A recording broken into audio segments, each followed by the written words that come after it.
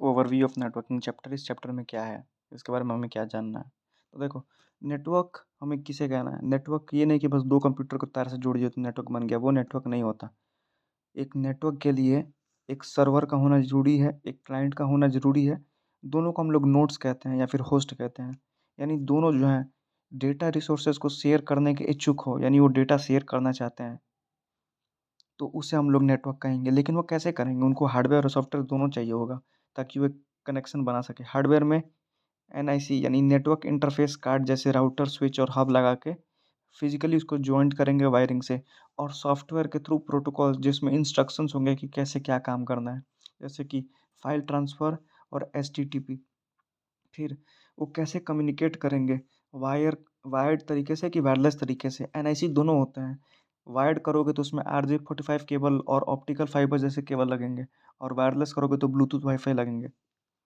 फिर एडवांटेज और डिसएडवांटेज क्या होता है कम्युनिकेशन चैनल का। देखो, एडवांटेज ये है कि कम्युनिकेशन, देखो हमें नेटवर्किंग की क्यों ज़रूरत है। एडवांटेज है कि उससे कम्युनिकेशन आसान हो जाती है। डेटा एक जगह इकट्ठा रहता है, यानी शेयर्ड रिसोर्सेस और रिस्टेड स्टोरेज हो जाएगा। अब मान के चलो कोई कंपनी है जिसको 1.5 लाख रुपए का सॉफ्टवेयर चाहिए अपने काम के लिए, तो क्या करेगी, बस एक सॉफ्टवेयर खरीदेगी, उसको मेन सर्वर वाले कंप्यूटर में लगा देगी और उसे 50 गो कंप्यूटर जोड़ देगी। तो एक बार का इन्वेस्टमेंट है और सभी कंप्यूटर में वो प्रोग्राम सेपरेटली रन हो सकता है। तो इसका फ़ायदा ये है, तुम्हें बार बार हर कंप्यूटर के लिए 1-1 लाख रुपए खर्च नहीं करना पड़ेगा। डिसएडवांटेज ये है कि ये थोड़ा कॉस्टली होता है, कॉम्प्लेक्स होता है अगर तुम्हें समझ नहीं है, और इसमें अगर एक कंप्यूटर में भी वायरस आ गया तो सब में वायरस फैल जाएगा। अगला, नेटवर्क कितने प्रकार के होते हैं। नेटवर्क बेसिकली 4 प्रकार के: लैन, वैन, मैन और पैन। तो लैन लोकल एरिया नेटवर्क, यानी बिल्डिंग बराबर, एक बिल्डिंग के बराबर नेटवर्क होगा, उसमें 1 किलोमीटर का रेंज।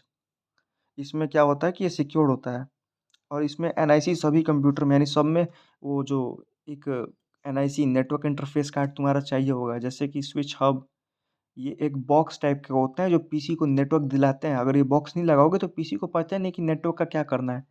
जस्ट लाइक एक बंदर को तुम पैसे दे दो तो उसे समझ नहीं आएगा कि क्या करना है पैसे का, लेकिन अगर उस बंदर को पढ़ा लिखा दो, वो पढ़ाना लिखाना is like a network box. Example दे रहा था। लैन 1 किलोमीटर तक रहता है, ये ऑफिस बिल्डिंग के लिए, इसकी मैक्स स्पीड 1 Gbps है, फाइबर ऑप्टिक्स वाईफाई यूज़ करके। वाइड एरिया नेटवर्क क्या होता है, जब कई सारे शहरों को जोड़ना हो तब यूज़ करो, या फिर कंट्रीज़ को जोड़ना हो, या फिर एशिया जैसे बड़े कॉन्टिनेंट्स को जोड़ना हो।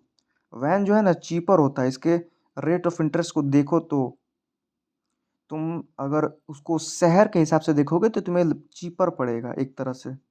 बाकी दूसरे अल्टरनेटिव से वैन सबसे बेटर है पूरे शहर को कनेक्ट करने के लिए। सबसे बड़ा वैन जो है इंटरनेट है, और ये WWW तो उसका बस एक छोटा सा हिस्सा है, उसमें ही ब्लैक नेट, डार्क नेट, ये सब आ जाएंगे। देखो, जब भी कोई कंप्यूटर नेटवर्क से कनेक्ट हो जाए तो उसे हम लोग वर्क स्टेशन कहते हैं। देखो, वर्क स्टेशन जो कनेक्टेड कंप्यूटर है उसको हम कहेंगे। अगला, मैन, मेट्रोपॉलिटन एरिया नेटवर्क। जब तुम किसी शहर में कई सारे ब्रांचेस को जोड़ना चाहते हो, जैसे बलिया में 5-6 SBI के बैंक के ऑफिस हैं, सबको जोड़ना चाहते हो तो वायर बिछा के मैन के थ्रू कनेक्ट करोगे। या फिर पूरे शहर में वाईफाई का एक्सेस करवाना है तो ब्रॉडबैंड इंटरनेट सर्विस। और पैन पर्सनल एरिया नेटवर्क होता है 10 मीटर का, ब्लूटूथ हो गया, हॉटस्पॉट हो गया, उसको कहेंगे।